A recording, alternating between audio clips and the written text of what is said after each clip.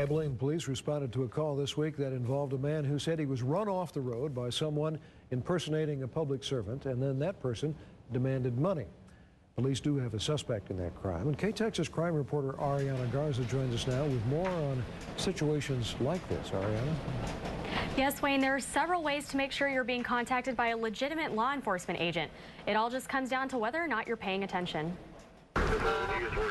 The state law requires that emergency lights for law enforcement vehicles be blue and red. Officer George Spindler with the Abilene Police Department says there are a few key things people should look for when being signaled to pull over by law enforcement. Every public servant contacting citizens here in Abilene are going to behave professionally and with the proper identification. So when in doubt, that's available for the citizen to see.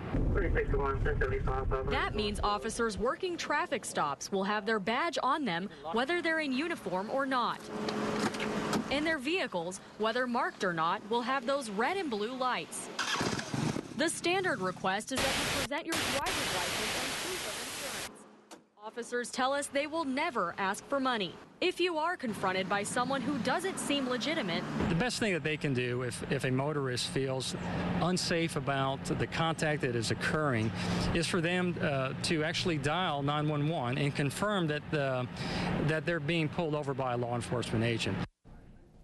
And if you are pulled over by a law enforcement agent, it's important that you make sure you stay in your car and don't approach the officer. That's to avoid any confusion you may have. Thank you. We wanted to know what the penalties are for impersonating a police officer or a public servant. Here are the facts.